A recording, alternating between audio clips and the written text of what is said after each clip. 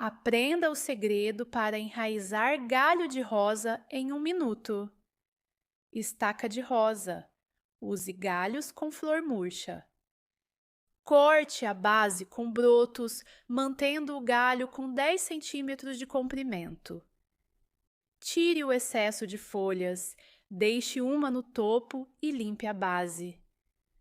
Faça um corte oblíquo liso na base para enraizar mais. Seque os ramos em local ventilado. Coloque vermiculita no vaso de flores. Insira as estacas na vermiculita a 3 centímetros. Regue bem e ponha o vaso na bandeja com água.